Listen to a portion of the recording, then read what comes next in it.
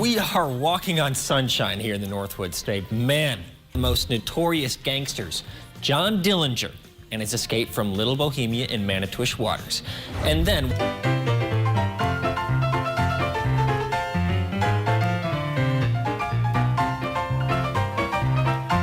welcome back to Up North at 4. We're going to be tackling perhaps the most famous story in the Northwoods. You've probably heard of it, and it was even adapted into a movie featuring Johnny Depp. Here to talk to us about John Dillinger and the whole kind of escapade up in the Northwoods is Kay Kranz from the Manitowish Waters Historical Society. Kay, how are you doing today? Good. How are you doing, Dan? I'm glad to be here to tell the story. I'm doing really well. I'm really excited. I've been to Little Bohemia, a major place in this story, many times to eat, and I've heard about this story. So I'm excited to kind of really dive deep into it. We're going to break it into 3 days. So this first day, let's just set the stage, describe the cast of characters, and kind of how we got to the Northwoods. Well, I guess in order to describe John Dillinger and his life, we have to kind of look at him as a myth and a legend as well as a real human being. Now, he was born in 1903 in Indiana, to a Quaker family. His mother died when he was very, very young, and his sister took over motherhood, but then left him to get married. And so he had a pretty insecure childhood background. As a teenager, he was troubled. He didn't do well in school, although he could have. He was a very, very intelligent human being. When he got a job, he would be praised for his ability to adapt and work. The only problem is he didn't like to show up when he didn't feel like it. He went into the Navy, went through boot camp, got on a ship in Boston and decided this wasn't for him, and he went AWOL. He simply went home and told his dad, well, they didn't need me there, and went on to begin to pursue his life of crime.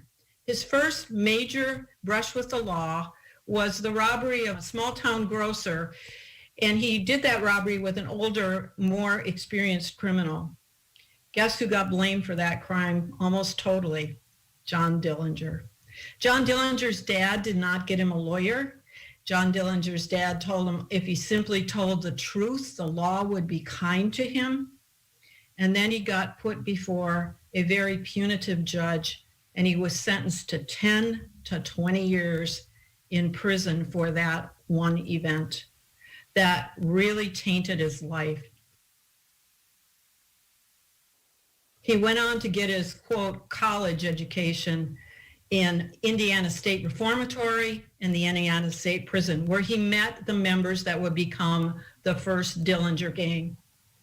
He was paroled. He went into prison or to the reformatory in 1924, and he was paroled in 1933. So he's been being educated by these guys for almost 9 years.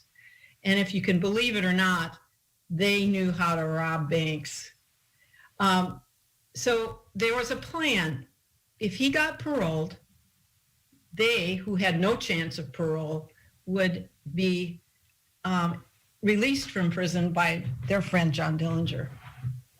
So John Dillinger did get paroled. The citizens of Mooresville, Indiana, where he was from, believed that he had gotten a bad deal. And so they signed a petition. Almost every single person in the community signed a petition to please release John and give him a second chance at life. And he was released. And the plan was set forth to smuggle guns into that prison. And soon the rest of his new gang were going to get out of prison. They escaped and soon found that Dillinger himself was in jail for robbery. He'd already tried his own game, but didn't quite do it as he should have.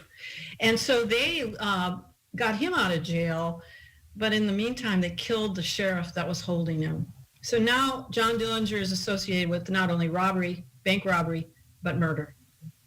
This gang goes on to a tremendous robbery spree.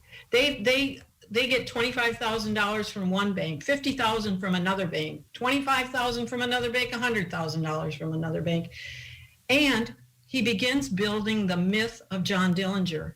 When he goes into the bank, He'll spectacularly take the mortgage books. You know, we're in the middle of the Great Depression. People hate banks. Banks have done them wrong. He takes those mortgage books and burns them. A popular thing to do at the time. Another time, he sees a farmer who's like, just put a big deposit in the bank, like $2, $3. And he looks at the man and he says, did you just deposit in this bank where I'm stealing the money? And the guy goes, yes, sir. He gives him a bundle of cash, hands it over and says, you go home now and take care of your family. So he becomes that Robin Hood that we all know, that story. Anyways, they go to Tucson, Arizona for a vacation, and there's a fire in the Congress Hotel in Tucson, Arizona, and one of the gang members sees a firefighter after the fire's over. It's just a small fire. And he says, you know that second story window just above me? He said, I've got some things in there I need. Would you mind going up the ladder and getting my bag? And the fireman says, sure. He goes up the ladder. He tries to lift the bag, Dan, and he can't even pick it up. It's so heavy. So he unzips it and he finds Tommy guns and lots of ammunition. So he tips off the cops in Arizona. They tail the guys for several days. They find all of the gang and they arrest them. They fly them back to the Midwest. Now they're on charges of major bank robbery and murder.